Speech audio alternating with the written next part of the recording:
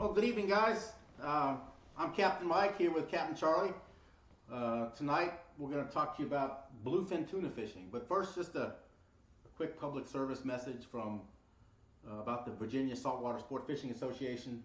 If you're just tuning in, it's a new association statewide that we just started last year. So we're still new, still growing, and we hope to grow membership. So while you're on our website, please consider joining. While this is streaming live, it's free to everyone, but as soon as it's over, it goes private and available only to VSSA members. So if you miss it, no worries. You could still become a member and get access to it. And someone's trying to call me, and I forgot to turn off my phone. Getting a fishing charter request in the middle of the video. We had a terrible week last week. A lot of us went up to the Richmond and the General Assembly, and we tried to do something about bunker in our Middenhaven. But our General Assembly and our subcommittee shot us down after a couple hours of testimony, and we tried to get the operations transferred away from the General Assembly as management and to the VMRC, and those bills did not pass. And so a lot of anglers, including VSSA and the fishing clubs, put in a huge effort to try to get those bills passed, but they didn't make it. But no worries, we're going to try again next year. So we're here with Captain Charlie. He agreed to give us to walk us through the bluefin fishing operations. He's been fishing for a bluefin tuna since around 1993. You told me. 93. A long time. Small boats, medium boats, and big boats. And so he's going to kind of talk a little bit about fishing from different size boats. So don't worry, if you don't have a 60-foot sport fishing boat, you can still land a bluefin tuna. There have been reports recently off of Ocean City, Maryland, and Watts Creek, and they're already catching them off of Oregon Inlet. So the tuna are here. It's just getting out, finding them. Unfortunately, we just don't have, with our terrible weather, there's so few boats getting out, and we can only get out like once a week and even look. And so, but they're out there. So without further ado, we're going to turn it over to Captain Charlie, and he's going to walk us through fishing for bluefin tuna from North Carolina all the way up through Maryland. Charlie? Thank you, Mike. Appreciate it. Cool. Okay, guys. Well, like Mike said, I've been doing bluefins, and that's my main focus or preference to fish. But of course, they're not always in our waters year-round, so I've got a lot of other types of fishing to focus on during the rest of the year as well, like you guys. But I've made up a sort of an outline for myself on paper here today to pretty much cover everything that I could think of, starting with a brief history of the Atlantic bluefin tuna fisheries, their migratory patterns, and their spawning ground theories. I call them theories because there's quite a few people that have some different theories as well, beyond the establishment theories, I guess, if you will. And then I'm going to move on to a brief incomplete history of the Western Atlantic bluefin tuna fishery regulations. And that primarily means National Marine Fisheries Service and etiquette. And I'll go over that in some detail with you guys. Let's see here. Coast Guard safety requirements for recreational and commercial bluefin tuna fishing. And boat and tackle preparation for Atlantic bluefin tuna from young schools, as they call them, which are 27 inches, all the way up to giants. And a giant is technically 80 inches, curved fork or above. And then I'll talk briefly about fishing methods for bluefin, same size class from 27 on up. And then I'll talk about boat handling methods for fighting Atlantic bluefin on outboards, IOs, and inboards. And then I'll talk about some fish handling methods at the end game and beyond, once you got them in the boat and at the dock. And then we'll talk lastly about helping Virginia and North Carolina and other southeastern states get our fair share of the Atlantic bluefin tuna quotas. All right, so that's my outline. Let's start out with the history of the fisheries in the Atlantic. The Atlantic bluefin tuna consists of eastern Atlantic bluefin tuna that are thought to primarily spawn in and are now primarily caught in the Mediterranean. And then the western Atlantic bluefin tunas that are thought to primarily spawn in the Gulf of Mexico and are now primarily caught between North Carolina and Prince Edward Island, Canada. Satellite tagging research has shown that the eastern and the western Atlantic BFT stocks migrate across the Atlantic Ocean in both directions, and both populations mix, making fisheries management even more complex than they previously were.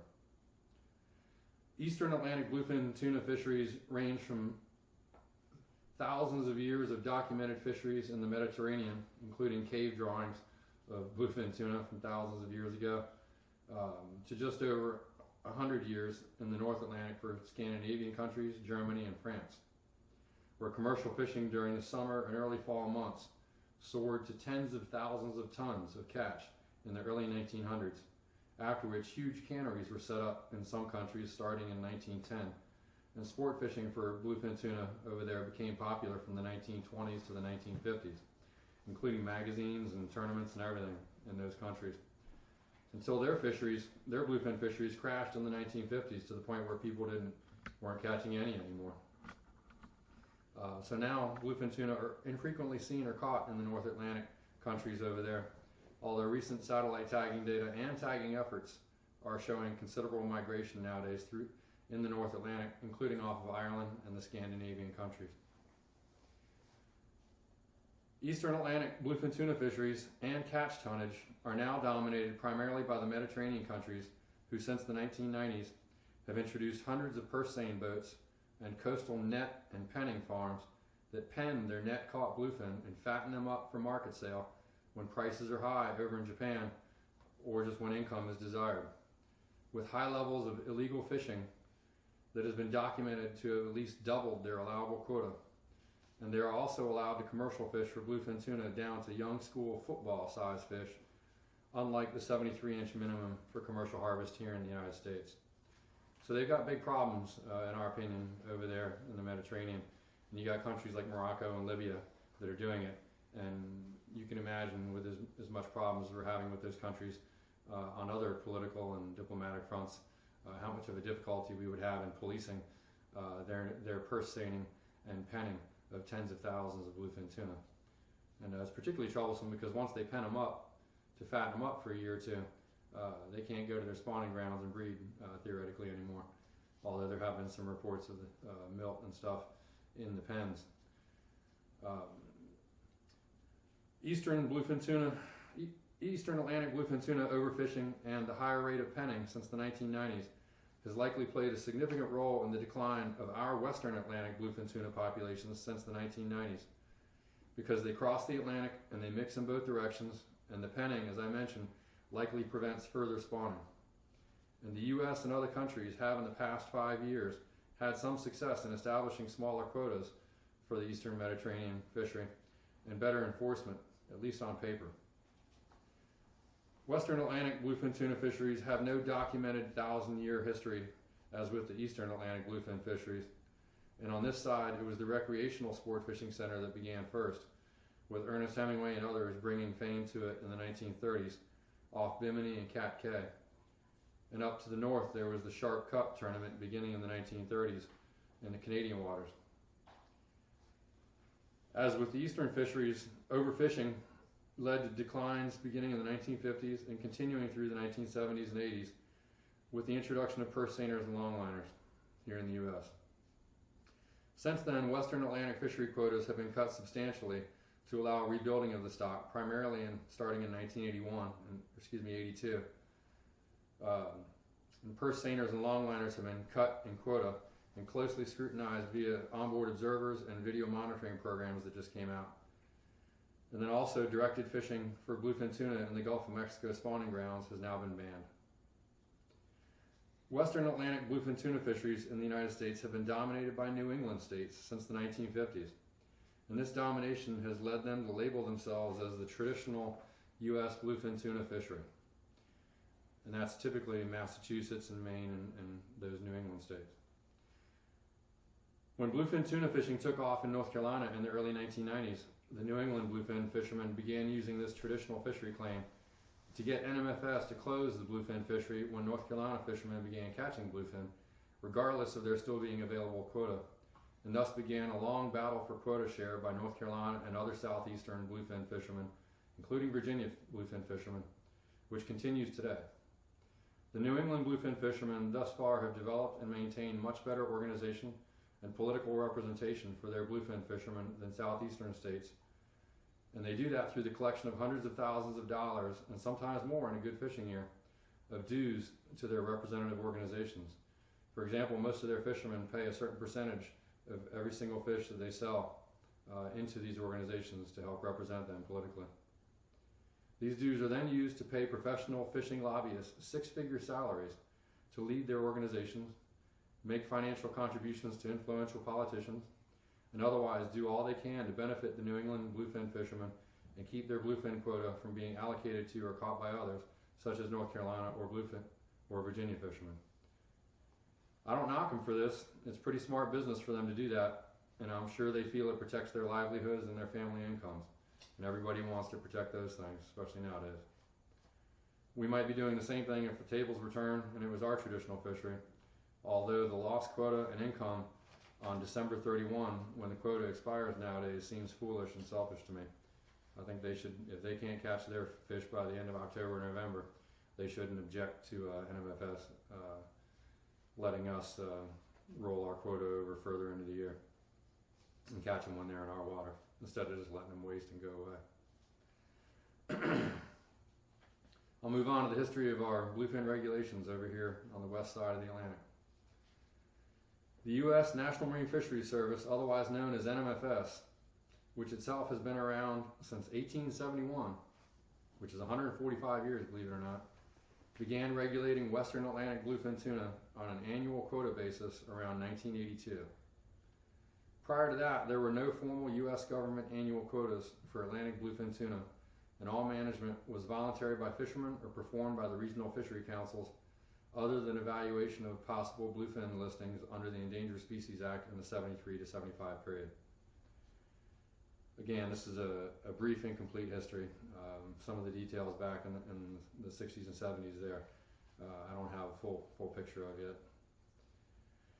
The International Commission for the Conservation of Atlantic Tunas, otherwise known as ICAT, which some of you heard about, was created in 1969 largely to begin to try to help protect the declining populations of Atlantic bluefin tuna, especially the western population.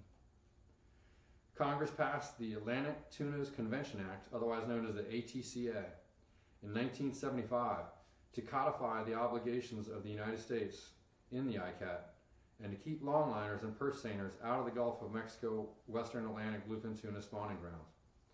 Since the 1975 ATCA, Atlantic tunas in U.S. waters are managed under the dual authority of the Magnuson-Stevens Fishery Conservation and Management Act of 1976, otherwise known as the MSA, and its subsequent reauthorizations, and the Atlantic Tunas Convention Act.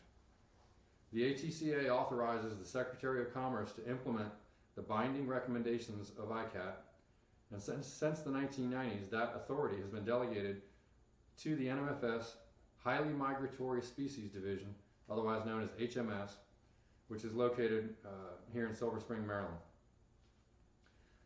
Margot Schultzhagen has been the chief of the Highly Migratory Species Division for some time now, and much of the management activity for bluefin tuna here in the U.S. is accomplished by some of her staff in their Gloucester and Massachusetts office, primarily because of the big New England commercial bluefin fishery up there. Some of the key bluefin individuals in the NMFS Massachusetts office that I've worked with include Brad McHale and Sarah McLaughlin, among others, and they're available to answer my questions and yours about the bluefin fishery if you guys have any, and they're very helpful in that regard. The NMFS used to manage the U.S. Atlantic bluefin fishery on a June 1 to May 31st fishing year, but in 2008 they changed that to a January 1st to December 31st year to allegedly allow them better coordination with ICAT reporting requirements. Unfortunately for North Carolina and other southeastern states, this change in fishing year allowed NMFS to, quote, expire or otherwise eliminate all bluefin tuna quota that was uncaught by the New England states by December 31st. And this is typically over 100 tons of lost quota annually, or thousands of bluefin tuna.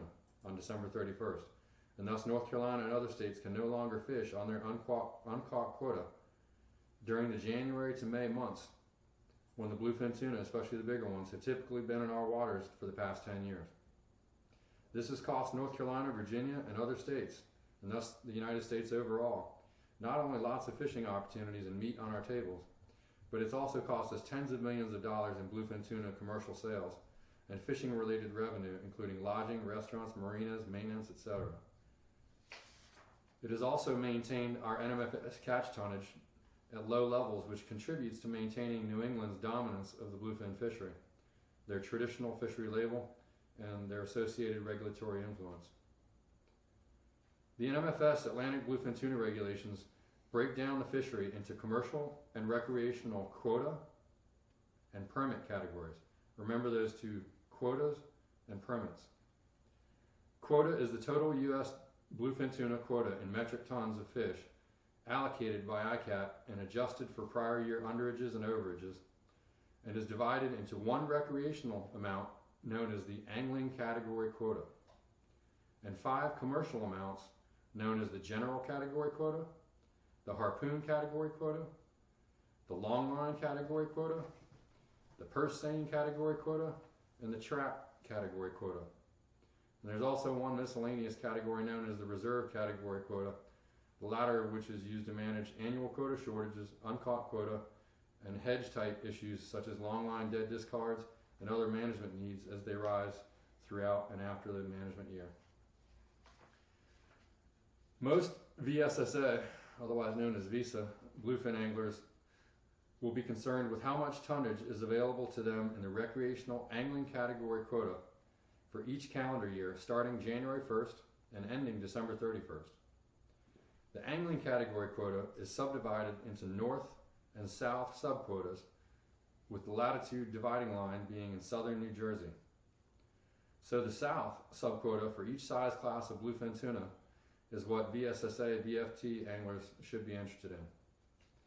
Fortunately for us, the south subquotas of the angling category recreational quota are about 10% higher than the north recreational angling category quotas. The angling category quota includes bluefin from 27 to 72 inches in good tonnage, and a small amount of trophy size quota tonnage for bluefin over 73 inches. Again, the angling category quota is recreational only, with no commercial sale allowed. To fish recreational angling category quota bluefin tuna, a fisherman must have an NMFS angling category HMS permit or a charter headboat HMS permit for their boat, the latter of which requires the operator of the boat to have a Coast Guard captain's license. If you have more than one boat fishing for bluefin tuna, each of your boats must have an HMS permit. So NMFS quota is a pile of fish, and an HMS permit is a piece of paper that allows you to fish for that pile of fish. You have to have the proper HMS permit on the boat before you can put any part of any HMS quota, in other words the meat, on the deck of your boat. You can go to hmspermits.noaa.gov to learn more about these permits and quota categories and to choose the right HMS permit for each of your boats.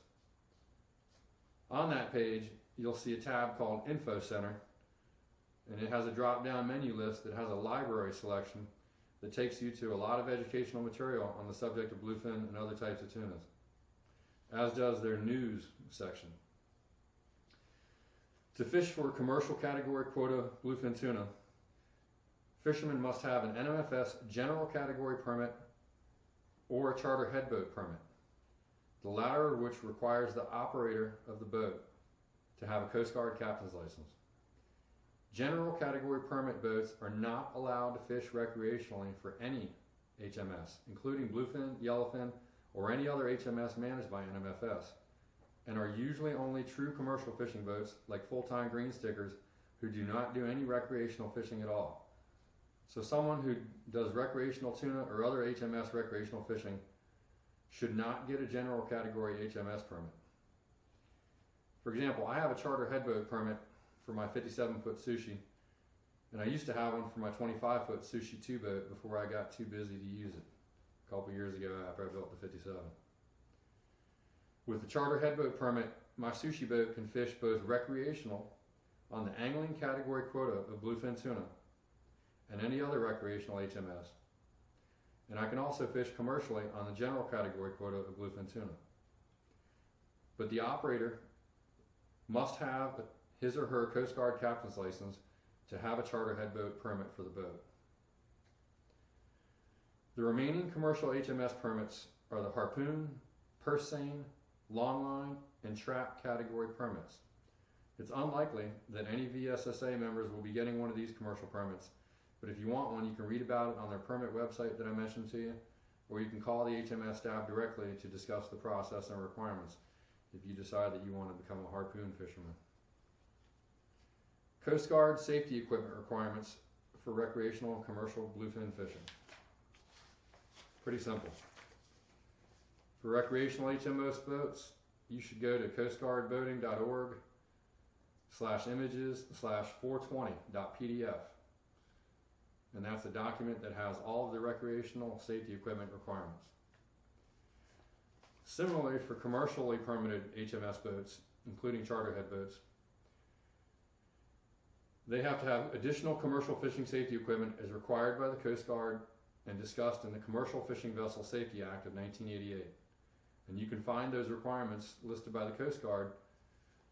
It's a pretty complicated one, but if you search for Coast Guard Commercial Fishing Vessel Safety Act of 1988 requirements, if you Google that, you'll find it. And also, if you go to uscg.mil/D5, as in Delta 5/prevention/documents, and then search for that, you can find it. I strongly recommend having some form of 406 megahertz EPIRB or personal locator beacon, such as a Spot, which is available for under $100 at West Marine, even if it's not required by the Coast Guard, as well as immersion suits for everybody on board if you plan to fish in the wintertime for bluefin tunas. A couple $100 per person is cheap insurance for your lives.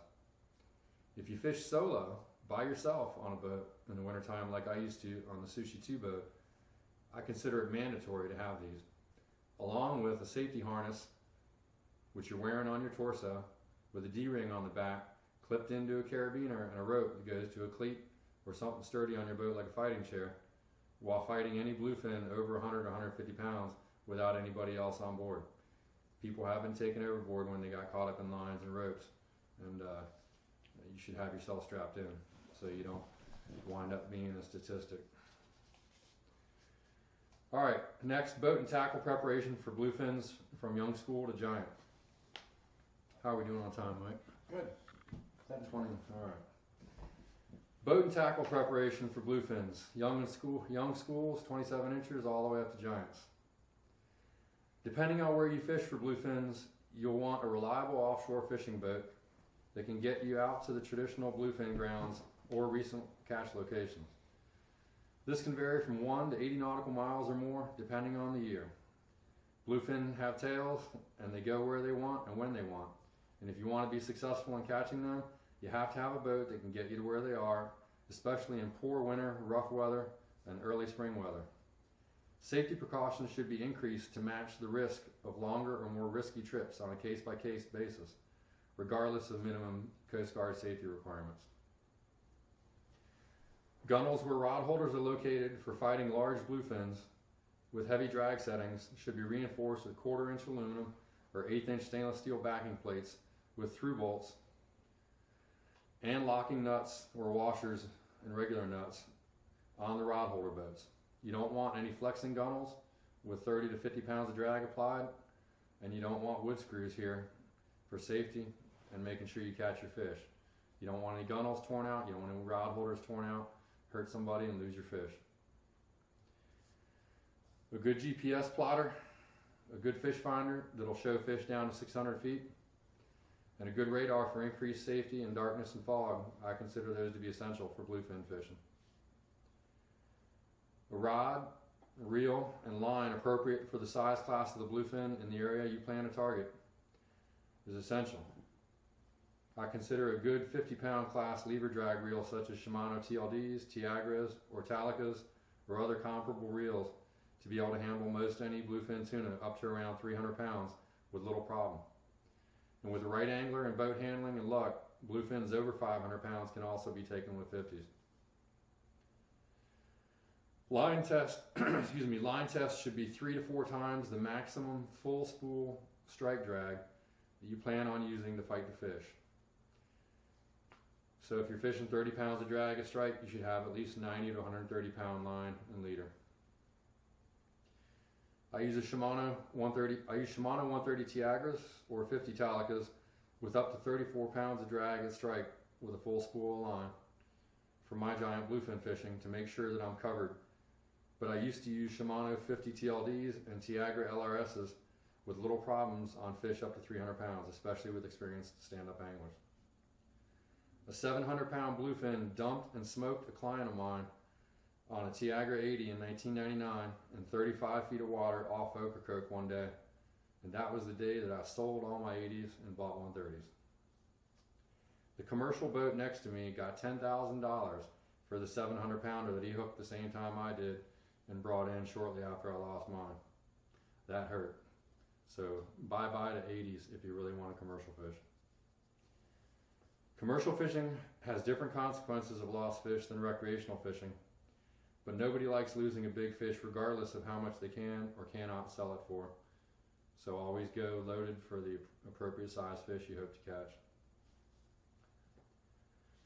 Strong offshore gaffs in 6 to 8 foot lengths, both straight and fly gaffs, should be considered necessary for bluefin tuna fishing, especially giants. I've always straight gaffed my bluefin tuna thus far for the past 23 years. I know most giant bluefin fishermen nowadays are moving to harpoons after the Wicked Tuna Show demonstrations, and I bought one myself and rigged it up, but thus far all my fish have presented themselves just fine for straight gaffing, including a 574-pound fish that we got last March just fine with a single straight gaff.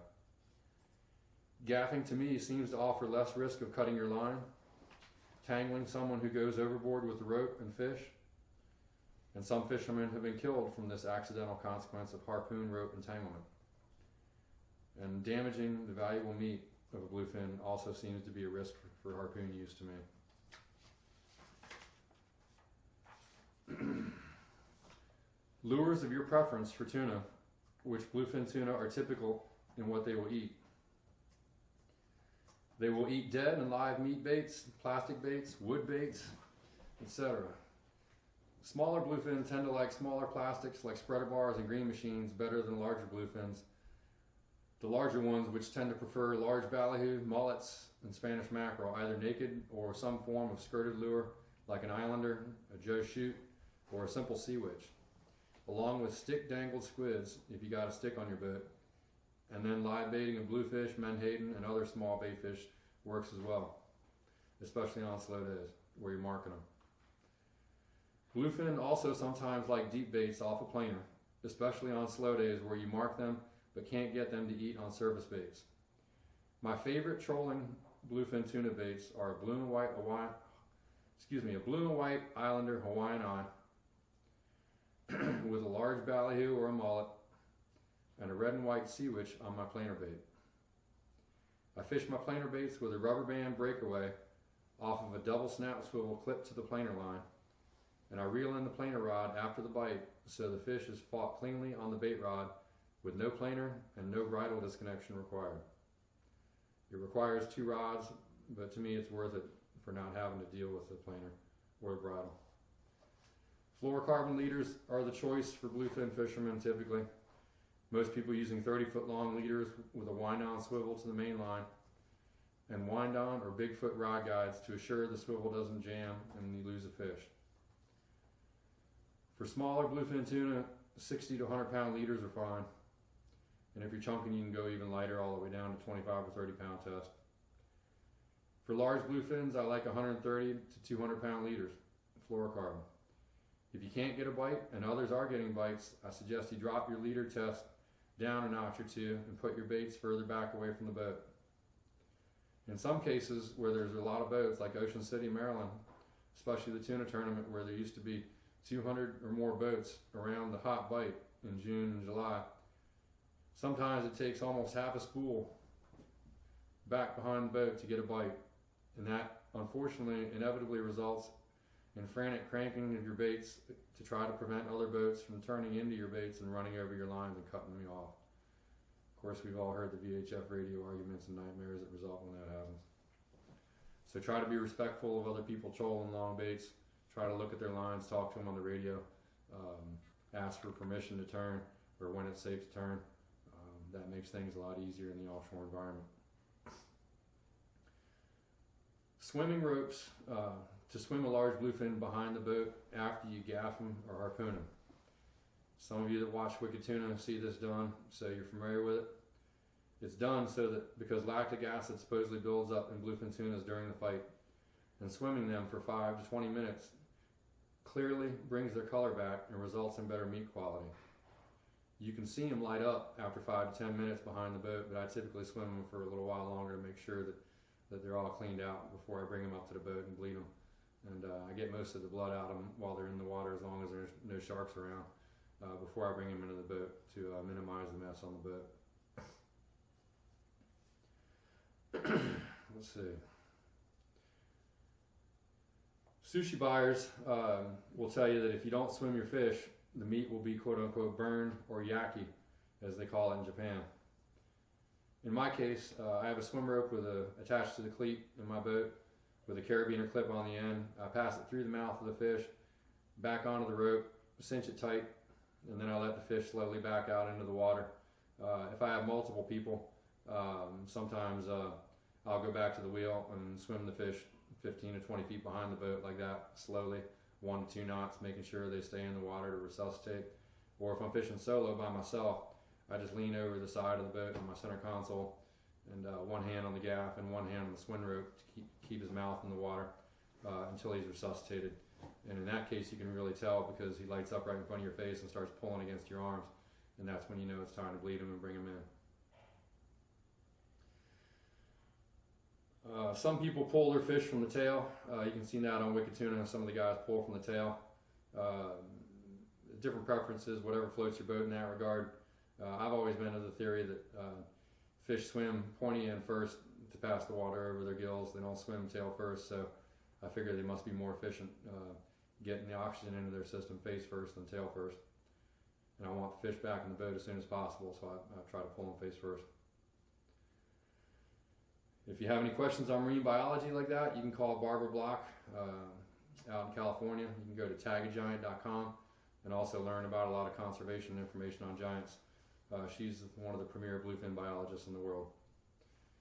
I like to have a 6-to-1 Schaefer block and tackle on my boat with 100 feet of black rope and a stainless steel carabiner clip, or lately a power winch that I bought for my big boat to readily lift and move any bluefin that's too large for me or the crew to bring into the boat.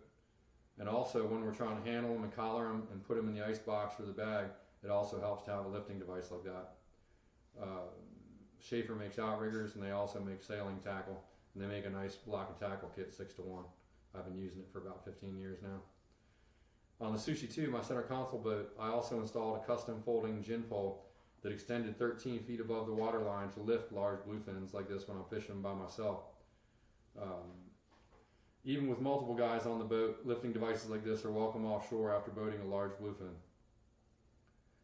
Battery-powered sawzalls for collaring large bluefins also makes it easy to get their head cut off and get them cleaned up, packed up on ice, and get their core temperature lowered as soon as possible.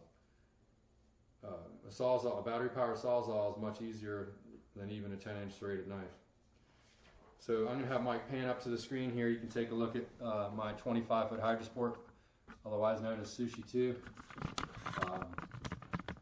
I fished this from 2003 to about 2013.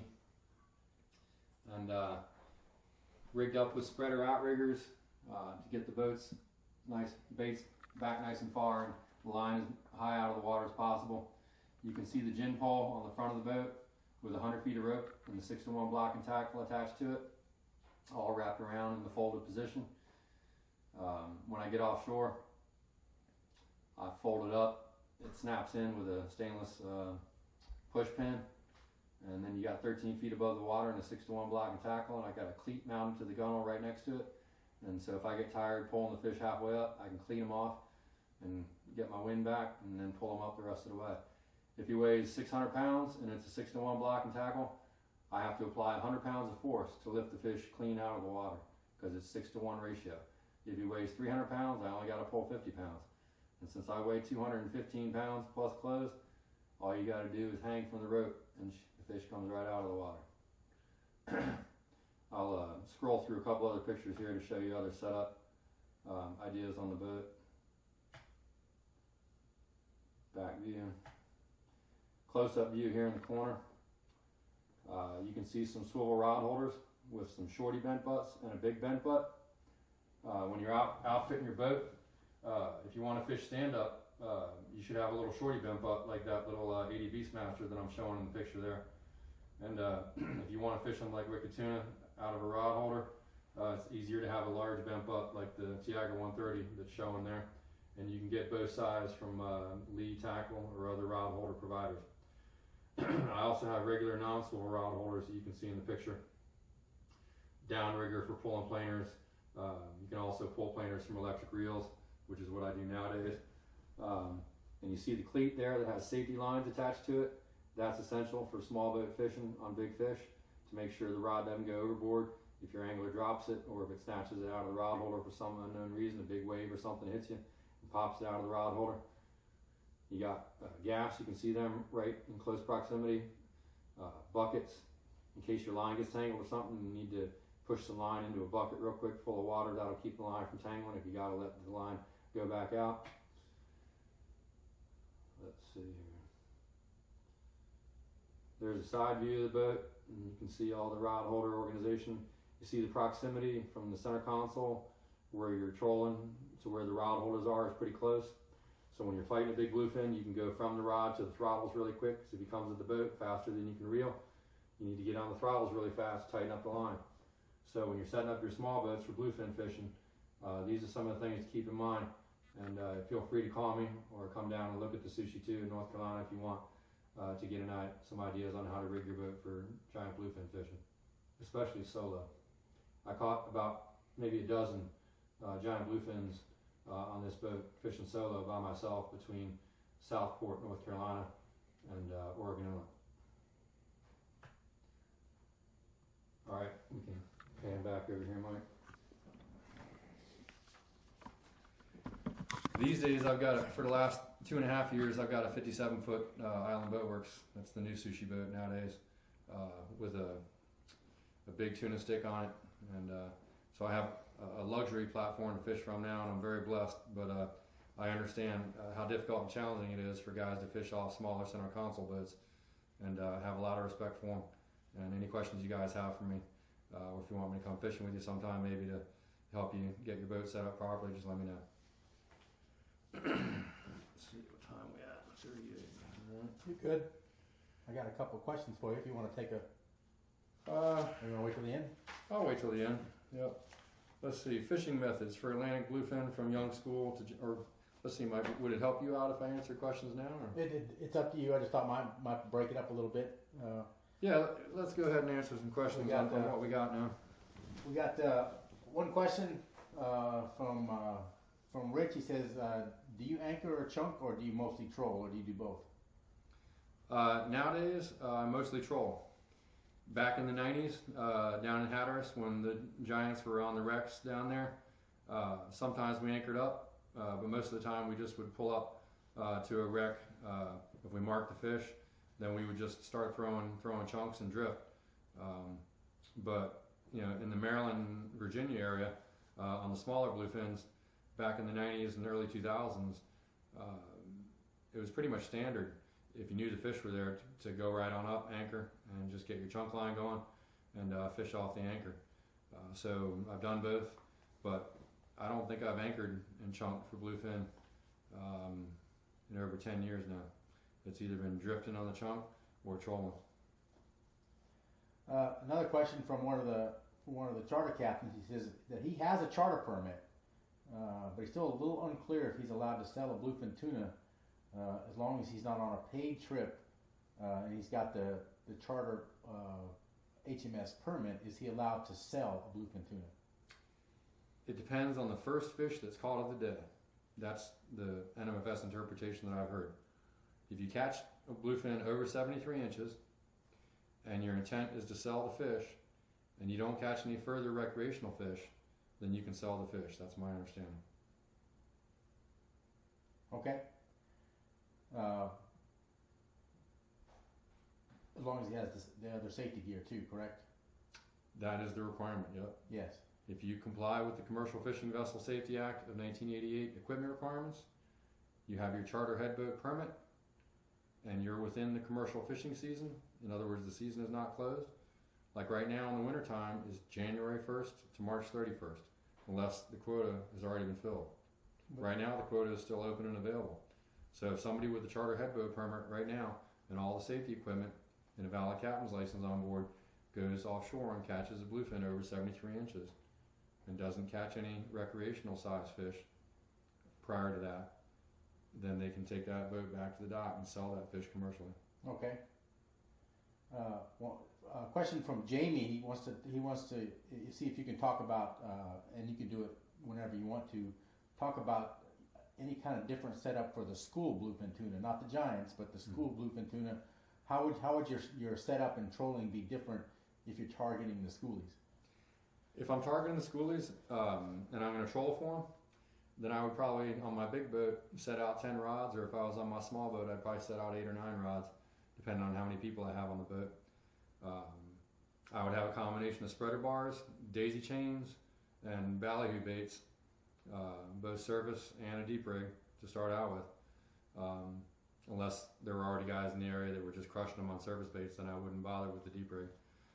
But if there's no big crushing going on the surface, and I pull up to schoolie fish in Maryland or Virginia, let's say, out in 20 fathom spot or a lump in 15 to 18 fathoms, you know, one of the 26 mile hill, 21 mile hill, hot dog, ham bone, anywhere out in those areas, I would start out with a spread of 8 to 10 rods and a combination of spreader bars, daisy chains, maybe bird green machine down the center.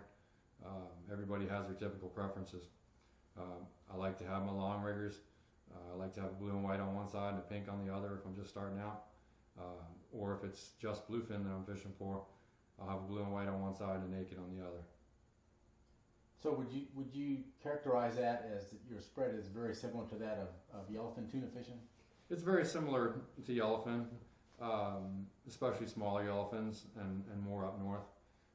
Up north, there's less current. You know, down in North Carolina, we have to deal with constantly changing current and water bodies. Very often, it's a day-to-day situation. Water will move 10 miles out of Oregon Inlet sometimes, and what you had the day before wasn't what you have the next day. So, you know, you got to vary your tactics a lot down south, whereas up north, where there's less water variation, out of Virginia and Maryland and Delaware, you know, you can start out with a little bit more, in my opinion, bluefin focused spread, which to me means more plastics and smaller baits for the school size bluefins. One more question from Rich, and he's talking about selling the fish, and he said, who would you recommend seeking to get the best price for your tuna? Do you shop around, I guess, for the best buyer, or do you just use one that's closest to the docks, I guess? Well, it's a business venture at that point, so you're trying to make business decisions. So, you know, my recommendation is to ask, just like with fishing, ask around. Find out what experiences some people have had in the area that you plan on doing your fishing, and use what's recommended. That's what I've done. I've been doing it long enough now that I've seen people come and go.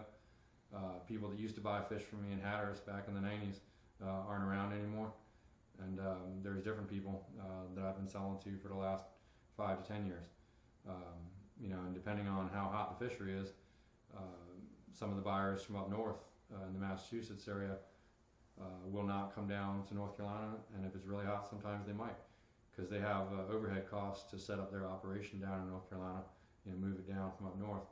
And right now, I've been primarily using Donald Deal, who is hooked up with an organization that buys and sells fish down south and up north. And in Wanchis, I've used O'Neill Seafood and others to land my fish, and you tend to get different types of treatment from different buyers, and you just get accustomed to it and learn what you like and what you don't like. One more question from the same guy, Rich. Where and what time of year are the hottest tuna spots on our coast, in your opinion? You don't mind giving away any secret locations? There's really nothing secret about it. For the last 10 years, within trailerable reach of Virginia fishermen, of course, right in Virginia Beach, the last couple years, 5 years maybe, the fish have shown up right off Virginia Beach, mixed in with the rockfish in late November and December occasionally. Hasn't always been that great of fishing, but they've been showing up. And then typically in late November, last week of November and December, the fish have been showing up off Morehead City for the last 5 to 7 years, right out front, as they call it, by the sea buoy and out to the trawler buoy, which is just anywhere from 1 to 12 miles outside the inlet there. And so that's pretty close fishing, and it's not too far of a trailer, or even bringing it around by the water and parking it at a marina for a month or so and fish Morehead. That would be my recommendation for the month of December and January. And then for February and March and April and sometimes even May, my recommendation is Oregon Inlet or Hatteras Inlet. But for the last 5 to 7 years, it's been mostly an Oregon Inlet bite for February through May. And that varies from day to day with the movement of the water and the movement of the bait. Some days you might be fishing down around the 300 line towards Hatteras, and some days you might be fishing up around the 800 or the 900 line to the northeast of Oregon Inlet. And but just in general, you want to keep track of fishing reports and carefully and considerately follow the big boats out in the morning. Don't want to get in their way, don't want to shine spotlights in their cockpit or up on their bridge. Don't want to run aground in front of them and cause them to run aground and do otherwise unprofessional and stupid things. You want to be very respectful around the charter headboat fleet and around the commercial fleet, because those guys are fishing for a living, and they got people on board that they're trying to keep safe and keep happy. And so my recommendation is to fall in line behind them and be respectful and mature and follow them out there, and they'll put you on the fish. One question from Jamie. Can you talk about your the speed you troll for bluefin tuna, and how far back is your furthest baits? To some extent, that depends on the type of boat you have and the weight you put out and the presentation, and your preference for how you want your baits presented and what kind of baits you're running. I think in general, most people for bluefins, depending on where you're fishing and how you're fishing them when you're trolling, are going to be fishing anywhere from 4 knots to as high as 7 or 8 knots.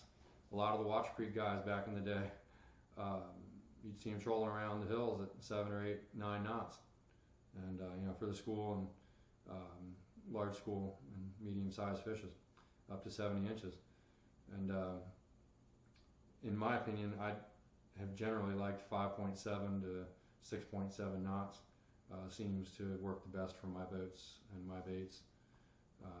You want to keep your swimming valley baits swimming nicely in the water. You don't want them getting too much airborne condition. So depending on how high your outriggers hold the bait and what your wake situation is like and what the seas are, the seas have a lot to do with your boat speed. The rougher it is, the slower you might have to go to keep your baits presenting in the water properly. And if you're trolling deep baits, like a lot of guys do early in the morning in Morehead, you'll see some of those guys down to 4 knots, 4.5, 5 knots when they're trolling around. Oftentimes they don't even troll the surface bait; they'll just troll one or multiple deep baits at 4 to 5 knots.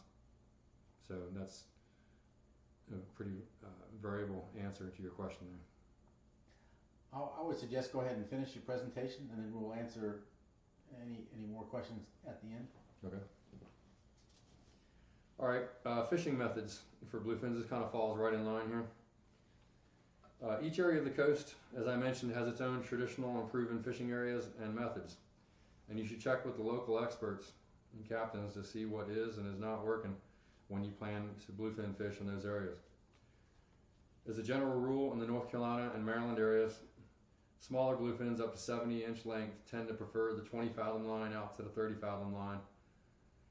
However, water temps and bait will influence the depth and the areas in which they are found greatly. In the 1990s and early 2000s, the inshore 20-fathom areas just north of Oregon Inlet, all the way up to Maryland and Delaware and Jersey, were a sure bet from June to August for bluefins from 27 to 70 inches. That fishery seems to have dwindled dramatically to the south, as those bluefins seem to have moved further on up into New Jersey, all the way on up to Maine during those months. I presume this is due to bait and water temperature changes over the last couple decades. These fish were relatively easy to catch on typical plastic and meat baits, both trolling and chunking, with the occasional extra effort to use live bait by some of the fishermen. Some of the guys in the morning would catch spots and menhaden and stuff around the docks and take them out live with them, and either set them out live on baits or just throw them out live around the boat while they were chunking to bring the fish up around the boat. Bluefins from 60 to 120 inches in the larger range since the early 1990s, but with great variation over that time, have been caught from Virginia Beach down to Southport and Wilmington, North Carolina, with the epicenters of these areas being Hatteras, Morehead City, and Oregon Inlet, in that order of time. In the early 1990s, it was hot off Hatteras. That started to die off in the late 1990s, and it became more of a Morehead City bite for the late 1990s and early 2000s. After 2005, that seems to have dwindled in Morehead City, especially after January, and pretty much turned into an Oregon Inlet bite. For the past 10 years, there's been a sprinkle of Virginia Beach activity in November and December, then Morehead City in late November through January, and as I mentioned, Oregon Inlet from February to April. And one year we even caught them pretty good out of Oregon Inlet into May. I had some really hot days in early May that year, catching up to a dozen bluefins a day recreationally because the commercial season was closed. I had days late April and May that one year where I was marking at any given time literally hundreds of bluefin under my boat. I took screenshots of my fish finder, and it was just outrageous. That was back when some of the environmentalists were trying to say that bluefins were endangered and there weren't any left. And I had literally 10 miles north and south out of Oregon Inlet where I was taking photos of my fish finder with anywhere from dozens to hundreds of bluefins under the boat on up and down the line. I presented those pictures at one of the NMFS hearings where they were considering the endangered species listing, and hopefully that helped NMFS in their eventual decision, which was that bluefins were not endangered and did not need to be listed on the CITES list. Bluefin, as far as time of fishing is concerned, they tend to bite best about an hour before daylight to about an hour or two after daylight, with occasional flurries the rest of the day, until again the same time period just before dark, but with much less frequency in the evening than with the morning bite. I've caught giants in the dark in the morning. I caught them at 7:30, 8:30, 10 a.m., noon, 2 p.m., 1:30, and I caught them with only a sliver of sun left over the horizon in the evening. I was fishing by myself one day out of Southport on the last day of the commercial season. Fished all day long offshore by myself, solo, on Sushi 2. And I was trolling inshore towards the inlet, crossing over the 10 to 15 fathom line, I think it was, on a finger. And there was just a sliver of sun left. I had maybe another 2 or 3 minutes of light left, and my deep rod went off. And about 45 minutes later, I put an 87-inch fish in the boat under my spreader lights, and ran back in at 35 knots to the fish house in the dark on the radar, and offloaded the fish. And since it was the last fish of the season, I got the high money for it. That one I got $28 a pound, and it dressed out at I think $265 or something like that. I think I got around $7,800 for that one fish. So that was That was the highest money per pound that I got for any bluefin, and it was caught solo with just a sliver of light left before dark. You have to put in your time to catch bluefin tunas, especially the big ones. I spent probably 2 or 3 years perfecting my techniques on the little boat, catching them by myself. You're going to lose a lot of bluefins, especially fishing by yourself, after you get the bite, trying to keep the line tight and trying to learn how to operate the throttles and crank the rod all at the same time. Even with other people on the boat, early in your career as a bluefin fisherman, you're going to lose a lot of fish, especially the bigger ones. Big bluefins are going to test every part of your tackle, every part of Murphy's Law, and then some. God gave bluefin tuna great intelligence and capabilities of escape for a fish, more so than any other fish, in my opinion. When trolling, I run anywhere from 2 to 10 rods for bluefins. The larger the expected fish, the less rods I run. For giants, I run 6 rods if I have a full crew on my big boat, and I run 2 to 3 rods if it's only me or me and a mate. I always run one plain or deep bait to start out, unless I know it's been a good surface bite, and the rest are surface baits with preference to my long riggers and longer lines. A blue and white Islander chugger with a big mullet behind it with a 6 to 8 ounce lead on the chin also works good on the short rigger for large bluefins. I got a friend in Hatteras that nets them for me, and I rig them up myself, and I've caught several bluefin in the 80 to 90 inch range on large chugger headed mullets, run on short rigger, just back on the wave where they catch air every 10 to 15 seconds or so. It's nice seeing a giant air out on a short rigger bait like that close to the boat, and it's pretty violent when it comes down out of the short rigger too. Same deal for chunking and live baits. The bigger the fish, the less rods I run. Spread out your baits in the water column and the distance from the boat with balloons to cover your bases, and then focus on what works after you get a bite or two. Chunking bluefin usually requires lighter leaders and drags than trolling due to the good eyes that bluefins have. To locate bluefins, the best method is recent local fishing reports and following the charter boats that are fishing for them. But outside of that, going to traditional hotspots, 20 fathom or better lines where there's bait and clear water between 52 and 76 degrees Fahrenheit, birds wheeling and diving, slicks that smell like fish oil, especially menhaden, are good starts to locating bluefin. Once you're there, use your fish finder and your plotter to try to find bait and tuna marks, and then mark those spots on your plotter and work those spots hard for hours until you hopefully get a bite. Listen to the VHF radio for clues and nearby bites and bait. Collect as much data as you can to locate the bait and the fish marks and the bites. This side of bluefin fishing takes a lot of practice and local relationship building to perfect. Some people leave bait and tuna marks way too early, in my opinion. I found that patience, often until the end of the day, is what it takes to get the big bite. And some days you get skunked. That's fishing.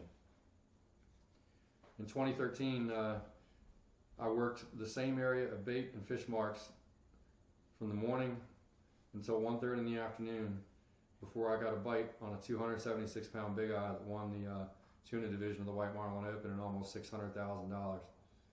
And earlier in my career, I wouldn't have been able to spend 5 or 6 hours trolling in the same 2 to 3 nautical mile area, but I had really good bait marks and I had really good tuna marks, and it paid off staying there until the end of the day when all the other boats had cleared out.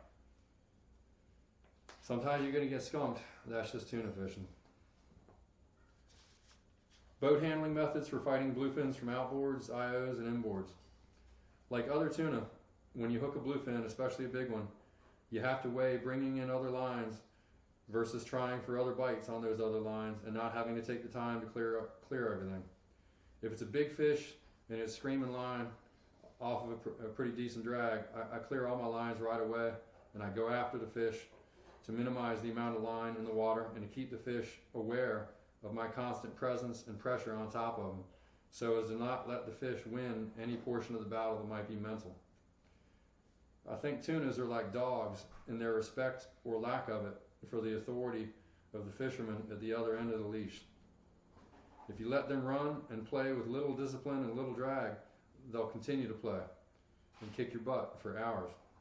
If you stay on top of them with gradually more and more drag pressure, I think they will succumb to this discipline, both due to their energy output and the mental pressure of you being right on top of them the whole time. Bluefin tuna will usually run hard in one direction on the first run, and then run hard right back out the boat during the second part of their run, in which case you have to either take up the slack with someone cranking the reel as fast as they can, or with the boat running away from the fish, or a combination of both usually, until the line comes tight again and the drag starts screaming out again. Then you slowly back it down to continue fighting the fish and try to stay on top of them.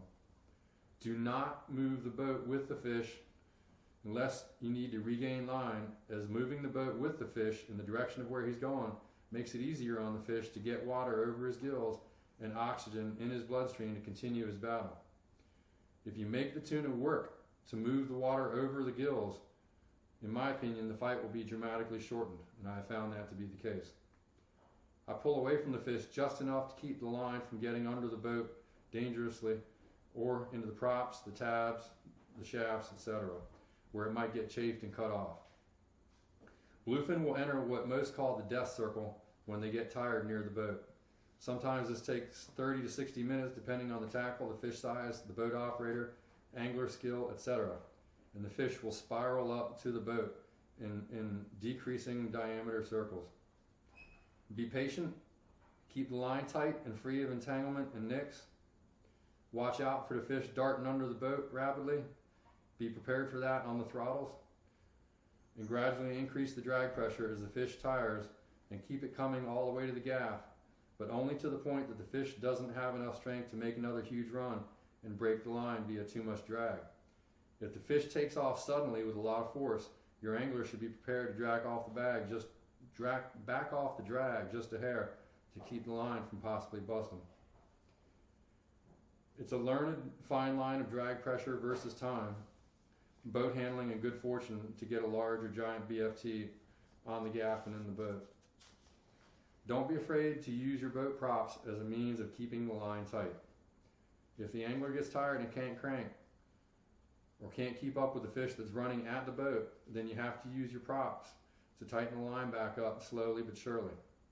A slack line is a good way to lose a bluefin tuna quickly, as they shake their heads often as they're trying to get the hook out of their jaw or their throat. On some outboards and IOs, you may have to walk a rod around the engines and the outdrives back in the bay there, or on top of the bracket, to keep the line from breaking off. Each boat operator and angler or mate must be aware of the line angle with respect to anything that sticks out from the back or the side of the boat or underneath the boat, and take action to move the boat and the line to clear the threatening object. Sharks and other fish and marine mammals such as porpoises and pilot whales sometimes join the list of threatening objects that your line must avoid in order to prevent breaking off. Backing down on a fish is overrated, dangerous, and inefficient, in my opinion. It should be used for slow chases only. If you need to gain line really fast or keep your reel from being spooled, move the angler to one side of the boat, turn towards the fish till there's about a 20 or 30 degree angle between you and the fish, and chase the fish down until you get most of your line back. Don't go so fast that the angler can't keep up with cranking the line. After the threat of being spooled is gone, turn the boat back around to where the fish is out the side or out the transom again, and continue your fight with the fish close to the boat. Fish handling methods at the end game or beyond. They get a little short on time. Yeah, this is my last section here. Okay. When the bluefin is done, it'll come within gaff range, and the gaffer must be ready to gaff the fish. Preferably forward on the fish near the head, and dropping the hook down from the top onto the back of the fish, not from underneath, and then rapidly and strongly pulling the gaff towards the boat with the fish head out of the water. With the head out of the water, any tail motoring of the fish will serve to drive the body of the fish out of the water and towards the boat, reducing his ability to thrust away from the boat. Oftentimes the fish is exhausted by the time it's within reach of the gaff and will roll over on the surface away from the boat, at which point the angler has to reel hard and fast to keep the line tight and get it to the gaff. Oftentimes the angler doesn't do this, and the hook pops out as the fish rolls up on its side due to the slack line. Then everyone's bummed out. The boat operator should anticipate this and be prepared on the throttles to advance them slightly to keep the line just tight enough and the hook in place so the fish can be brought to the gaff. It's a team effort and requires practice to consistently win this side of the battle. As I mentioned above, after gaffing, some people choose to swim the fish. This can be done through the mouth or through the tail. That's your choice. Dropping the bluefin's core temperature as rapidly as possible helps retain meat quality and requires quick handling and icing of the fish with at least 1 pound of ice per pound of fish recommended by the sushi buyers. So if you're planning on catching a 400-pound bluefin, you should ideally have 400 pounds of ice on the boat. Many bluefin commercial fishermen have other preference on fish care, including spining the fish with a rod or a heavy piece of mono to wipe out the nervous system in the backbone that might contribute to the fish quivering and somehow the nervous system contributing to poor meat quality.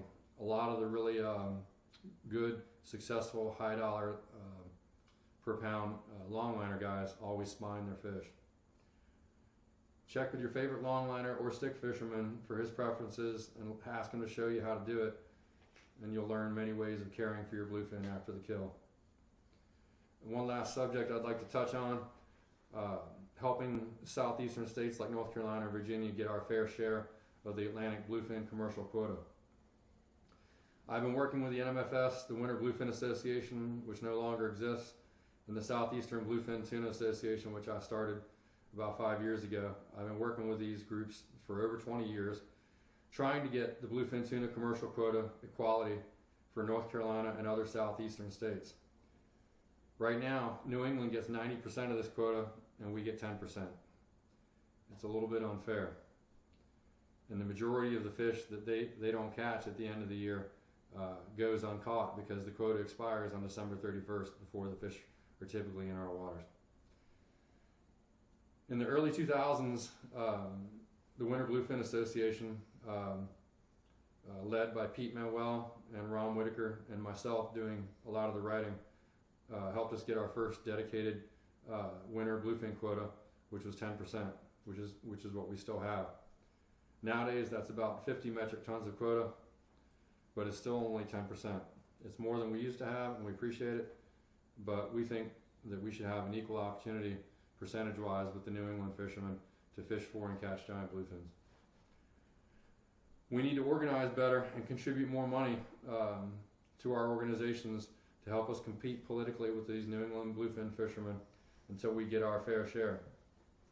Ron Whitaker and Pete Manuel and myself have for years proposed what we call a 12-month rolling fishery, where each month gets 8.3% of the fishery, and if it goes uncaught, it gets rolled over into the next month, starting in January, all the way through December 31st.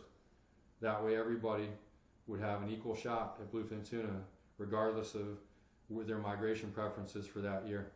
And if it doesn't get caught in that month, it gets rolled over into the next month, and everybody gets a fair shot at using it.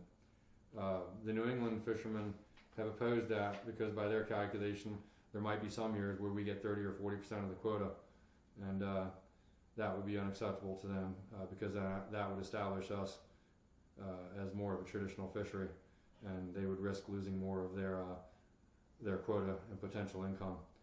It's their belief that with the reduced bluefin tuna quotas over the last 30 years, that the bluefin fishery is going to come back for them, and that they're going to be able to catch their 90% of the quota again, and they won't have to share it with us. But for the last 15 years or so, that hasn't been the case, and there's been hundreds of tons of quota wasted almost every year because of it, and that's millions of dollars in the pocket of North Carolina and Virginia and other southeastern states. So if any of you guys would like to contribute, especially time, to the fight, because myself and Ron Whitaker and others can't do it by ourselves. We have to run our businesses and our families, and we need help leading that effort.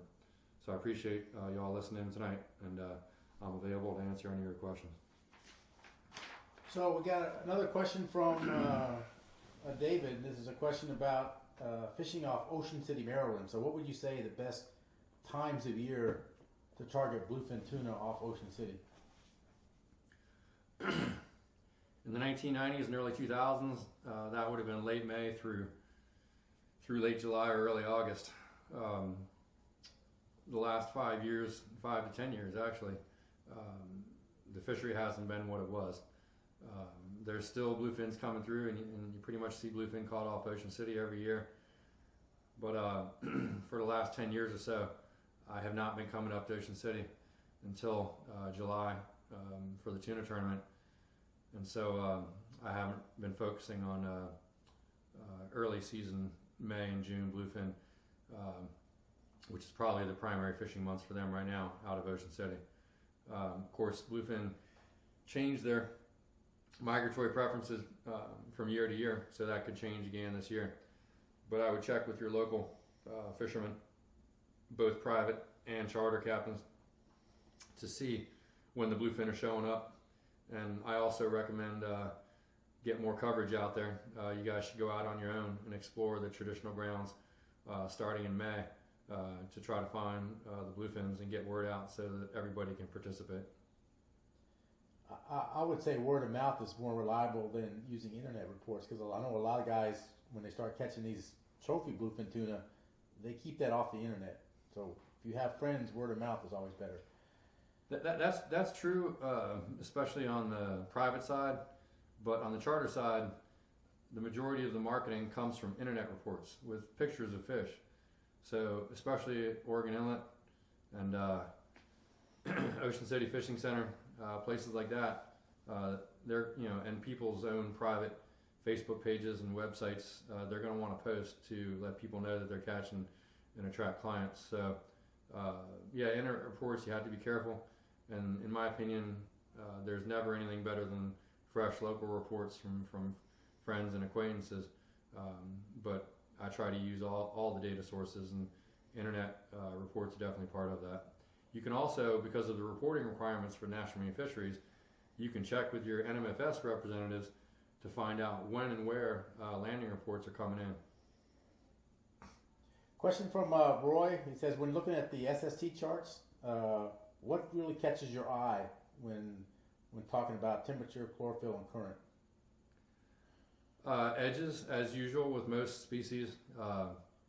Bluefins typically like a colder water distribution, especially the larger ones. The coldest I've ever caught a bluefin, I think so far, was 52 degrees, 51 or 52 degrees. And the warmest I've ever caught a bluefin would probably be off of Ocean City. I think I've caught bluefins as warm as 80 degrees before off Ocean City back in the 1990s, like 80.1, 80.6, 81.2, out in the 35 to 50 fathom range inside the Washington Canyon there. There used to be a pretty good July and August bluefin fishery out in that area there, 30 to 35 fathoms. And a lot of times those temperatures were high like that. Chlorophyll, that varies. Bluefin are more bait dependent than they are water clarity dependent, in my opinion. And you can see that down out of Moorhead in December and January. You'll get huge pods of menhaden down there that are literally sometimes, half a mile to a mile wide. And regardless of water clarity, if the bluefins are around, they're going to be in there on nose bait, at least for the first couple hours of the morning, getting their fill of fatty oil first thing in the morning. So question from David. How can you tell a tuna mark on the finder compared to other fish? That one's experience, and to some extent it's dependent on your fish finder and your transducer. I've had good Furuno fish finders in the past on my older boats and my small boat, 292 on my 50-foot Ricky boat that I had from 2003 onward on that boat. I've had an FCV 292 that marked really well, but differently from the nav net that I had on my 25-foot boat, or still have on my 25-foot boat. And that marks differently. Both of those mark differently than the Garmin Chirp 3 kilowatt that I have on my current 57-foot boat. So it's really an experiential thing. and you need to learn how your boat marks the fish. And a lot of that, fortunately, you learn from marking a fish and then instantly hooking the fish, getting them in the boat, and you have confirmed what that mark is and what it looked like. And you take pictures of it and compare that to what you're catching. So have your cell phone ready to take pictures of big marks, and if you get the bite out of the mark, then you can learn comparing what you marked to what you caught. That includes bait. Sometimes when you're trolling, you'll catch menhaden or other fish as you're trolling, and you'll learn what those marks are also. All right, I know we're running long, guys, but I know you have a quick story about this guy right here that you told me. So, quick story about it.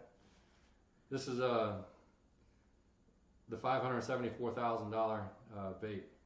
This is the one that caught a simple mold crab white squid. Along with the green machine, has probably caught more tunas than any other bait out there. This caught the 276 big eye and a lot of other yellowfins and big eyes and bluefins as well. So this is the guy. It got rigged up the day before the fish was caught. Had 3 smaller white squids in front of it, and this one is the trailer with a single J hook.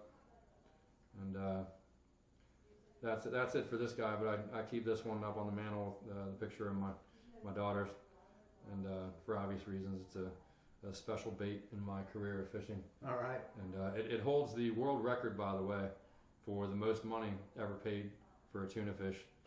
Single tuna, $574,000 on this bait. So don't discount a $5 plastic bait.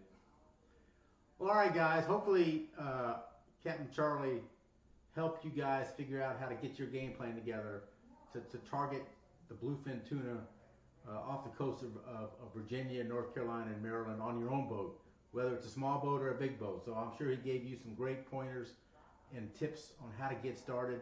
If you're still a little fuzzy about how to do that, my recommendation is to look the Sushi boat up, and it's all his website's listed there on all of the announcements we made. Look up the Sushi boat. You're running trips out of Oregon Inlet starting now, right? We just had our 3rd daughter on December 12th, so I've taken a brief break to help support my wife here at home with the new baby. Giant bluefins just started being caught again on Sunday out of Oregon Inlet, so the next good weather break that we have, I'll be back at it again, and would love to have any of you guys out on the boat with me. Happy to share anything I know. Up top, down in the cockpit with the mates, anything you need. Yeah, so still on my bucket list is to fish the Sushi boat, because Charley has one of the fastest boats in the fleet and one of the nicest boats in the fleet. And all I've seen is pictures of it so far. And I've been dying to get out there. And every time he calls me up and invites me to fish, I always have either plans to fish myself on my boat or I'm committed elsewhere. And so we just haven't linked up yet. Hopefully we can soon. Just wanted to thank you for taking time out of your day to help share your experience with catching bluefin tuna, and we really appreciate it. And any final thoughts for everyone out there before we sign off? Yeah, there's a lot of more experienced bluefin tuna fishermen than myself that are out there that are charter captains at Oregon Inlet and Pirates Cove and Hatteras Harbor and even Broad Creek. So I have other things that I do to make money other than just charter fishing, but there's a lot of guys out there that's all they do is charter fish. So I urge you to support your local full-time charter captains as well as your part-time charter captains like myself, in the sense that I do have other businesses, the Orange Blossom Bakery down in Buxton that helps us out tremendously, and airplane accident investigation that I used to do for the NTSB for 15 years and privately for the past 10 years. So I have other things that I do, but if people ask me all the time what I really love to do and what I would like to do 100% of the time if I could financially and still make the same amount of money, that would be tuna fishing, and for the most part bluefin tuna fishing. So I hope I was able to offer you some advice to get you started or to help you in any way, and feel free to call me. My phone number is listed on my website and my Facebook page. Call me, email me, messenger me anytime. If you don't get an immediate response, you should within a week. Thanks a lot. All right, thanks for joining in, guys, and thanks Captain Charley for sharing your time with us. Thank you. Yep.